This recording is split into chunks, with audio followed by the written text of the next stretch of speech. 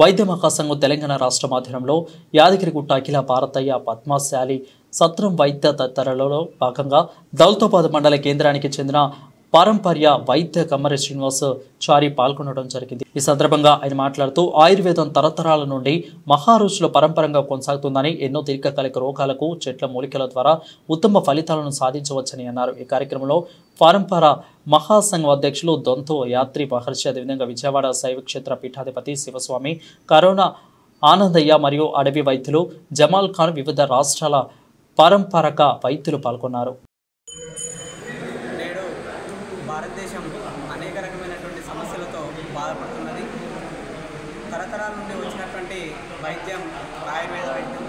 ఈ ఆయుర్వేద వైద్యం వల్ల చాలామంది ప్రజలు కూడా తమ యొక్క ప్రాణాలను కాపాడుకుంటున్నారు।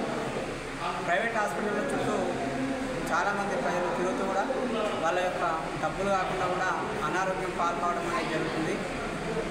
పురాతన సాంప్రదాయమైనటువంటి యొక్క వైద్యం చరకుడు, సుశ్రుతుడు, మహారుషులు అనేక రకమైనటువంటి ఔషధాలను చెట్ల రూపంలో మనకు అందించారు కాబట్టి ఈ యొక్క ఔషధాలను మనకు ధన్వంతరి గారు చూపెట్టడం జరిగింది। ఈ రోజుల్లో దీర్ఘకాలికమైనటువంటి సమస్యలు ఎయిడ్స్ కానీ, కుష్ఠరోగం కానీ, పక్షవాతం, షుగర్ అలాంటి సమస్యలు ఏవైతే ఉన్నాయో ఆ సమస్యలకు చాలా ఆయుర్వేదంలో అత్యధికమైనటువంటి ఫలితాలు వస్తున్నాయి కాబట్టి ఈ యొక్క ప్రజలందరూ కూడా ఖచ్చితంగా ఆయుర్వేద మందులను వాడుతూ వారి యొక్క జీవనాన్ని, వారి యొక్క ఆరోగ్యాన్ని పెంచుకోవాల్సిందిగా కోరుతున్నాం। జై ఆయుర్వేద।